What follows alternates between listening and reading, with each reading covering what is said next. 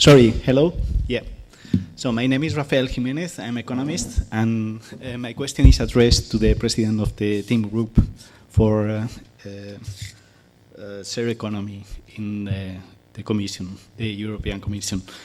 I just wonder, since share economy has grown from this individual, very free activity, whether, since you have not still regulated, and I thank you for being so sincere and for saying it so clear, whether it could happen that in the end the European Commission decide not to regulate anymore, but just to facilitate it and to endorse or to help assess and give some kind of quality standards to the local and national regulations of the member states.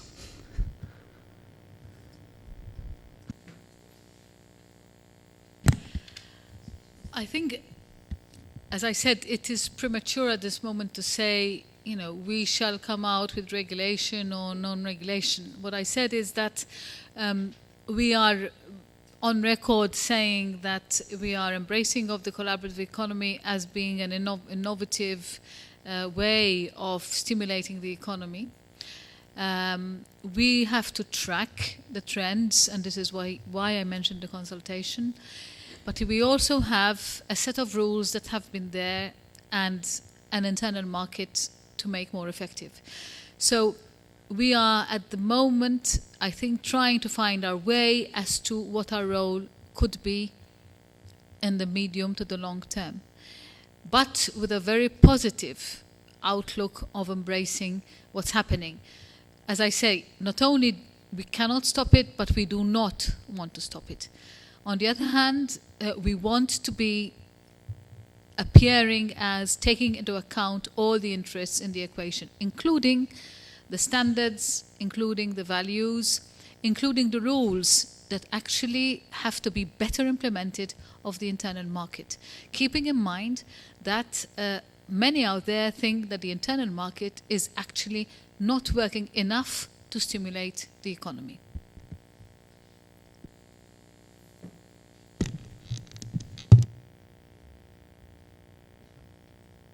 Whether in the fourth line. Yes? You have to press the button.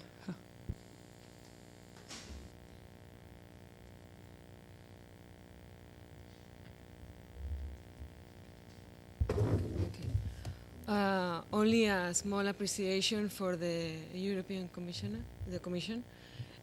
In Spain, we have a national plan of tourism, and the first phrase is responsible tourism in terms of sustainability, but in three terms: economic sustainability, social sustainability, and natural resources sustainability. So please, as me as an urban planner as well, I'm trying to engage all three of them, not the only economic issue, but the three of them. So having these three aspects for me is very important for the urban planning, to have those three aspects. So if you regulate it, please, if you can also consider these three aspects. And that's it. Thank you very much.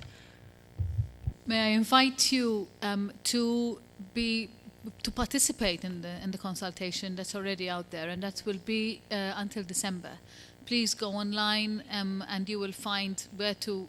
We appreciate a lot of this input, of course, because you are already dealing with it on the ground. And some cities, you know, like we mentioned, Barcelona and Berlin and Amsterdam, they have been dealing with it because it has been faster evolving in these cities. Of course, and therefore their input and how they have been dealing with it is very important insight for us. I have a question for Karl-Henrik. And this is about the part of the sharing economy where there is no financial transaction.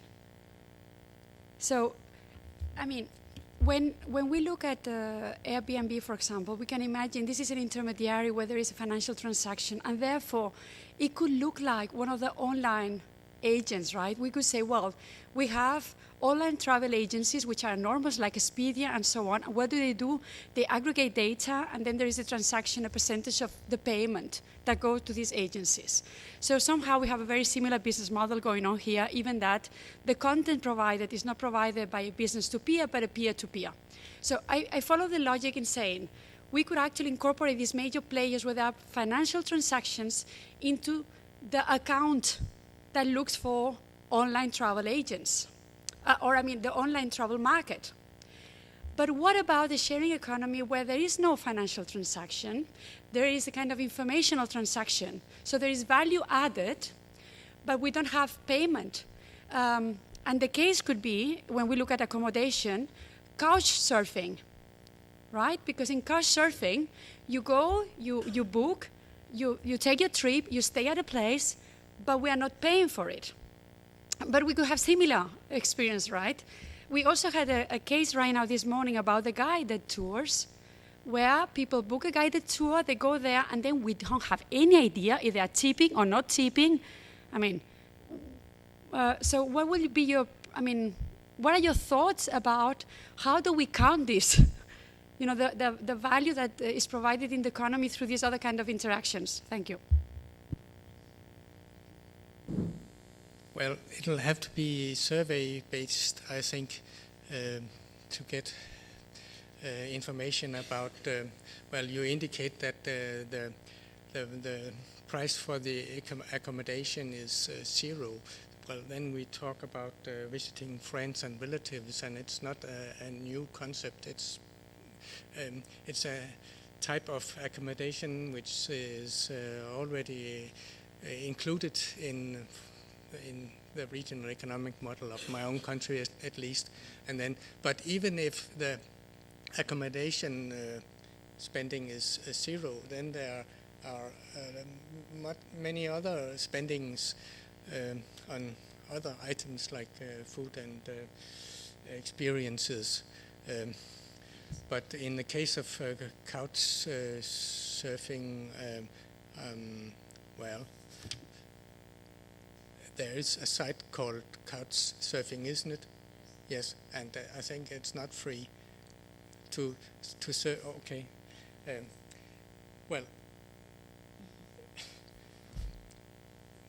no matter what the price of their accommodation is, it can be assessed what it actually is. Is it zero? Is it half price of normal accommodation, or is it full price? And then on top of that comes other spending, and then it can be aggregated. Same as when you do the daily expenditure survey on a traditional tourist, no? That you ask what type of expenditure they do in which activities, in restaurant, leisure goods, and so on. So you can do a similar survey on these tourists. Any more questions? Dr. Joanna Drake, you said the importance of the internal market, goods and services for the task force. In the context of the sharing economy, particularly on accommodation, we have the experience of cases like Spain, where every region has different rules, and generally there are many regions that proactively try to block the emergence of this market. So creating different rules for the users and creating lots of legal uncertainty. So in the context, and actually we see that in the context of the common internal market, the rules for a host in France or in Italy are completely different than in Spain on the other side of the border. So what's the importance of this debate for the task force? It's a very important debate, and this is why we are engaging to keep tracking. We're doing a mapping exercise at the moment as we speak of the different ways how cities are dealing with the phenomenon. This is quite apart, of course, from the infringement proceedings. We have to keep that apart because this is a different work stream. But in terms of how we deal with it, we are tracking. We need a European agenda. And I think this is what the internal market strategy in October will announce. I think this is what the need of the European agenda and how to populate that agenda. Of course, those who are involved in the collaborative economy and look at us as being, like the ones who will have the magic wand and solve all the issues.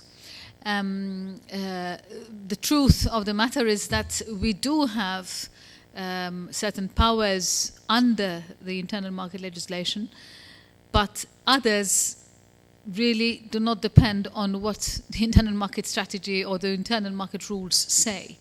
So it is a very delicate line there that I think we need to study a little bit more deeply.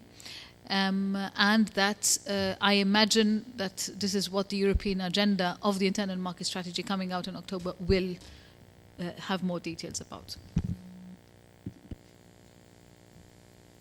Any more questions on the topic? Just to summarize or to add a specific, brief comment, maybe in terms of employment, maybe Airbnb has some data, but maybe these P2P platforms generate more self-employment than any other type of employment. So in fact, it's contributing to the employment level in the economy, no? Do you have that type of data from surveys you carry on? Or? We have in data on jobs supported indirectly by the economic impact. So, so far, I'm not sure we would have something more precise than that. And just, we were talking about sharing economy, or to summarize, but talking about the new business opportunities. In fact, we have talked about that some of the traditional sector criticize this type of activities, but in the past years, for example, we have seen that traditional entrepreneurs from the hotelier sector, for example, have in fact adapted the concept of sharing economy, like for example, Sheraton and Hilton with the Just Park, which they share parking lots, their tourists, okay? Or in the case of the Spanish entrepreneur Quique Sarasola with the roommate that has created the company BMate, if I, using the services of the hotel platform he's got, the hotel supply, he provides this additional services to the owners of the apartments in Spain. So he has seen as a business opportunity, and in fact, the turnover of this platform is amazing in the past year. Okay? Well, any more questions? Now we have lunch. Thanks for the speakers for coming.